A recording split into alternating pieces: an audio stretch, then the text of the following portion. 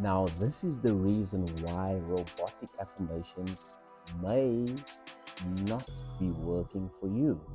You see, how I use robotic affirmations is to simply remind myself that I already have my desire.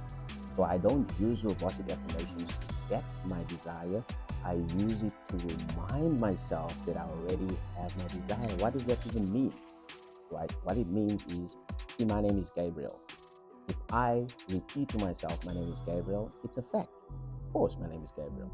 So now if I want to manifest $1,000, right? I'm first going to accept and assume that I already have the $1,000 so I can see it in my bank account. And now I'm going to use robotic affirmations to say that I already have $1,000. I already have $1,000. I already have $1,000.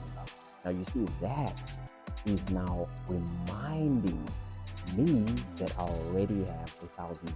So now what then happens is it activates my brain's reticular activation system, which is my brain's filter. My brain is now filtering in $1,000, $1,000, $1,000. What then happens is my 3D then reflects the new acceptance, the new assumption that I've accepted that I am now the person who already has $1,000. And then boom, next thing you know, I have $1,000. And that's what we call a manifestation. That's right.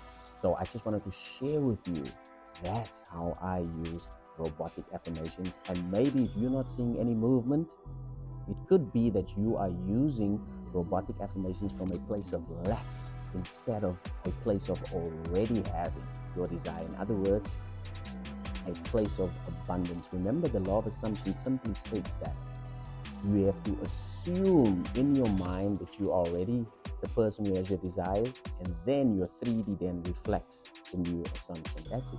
Simple as that. And we have a lot of free coaching resources. You can see link in description. And if you an entrepreneur and you need help, and you're financially, stuck, mentally stuck, you can book a free mindset clarity call with us, because as an entrepreneur, you're supposed to thrive and not survive. That's right.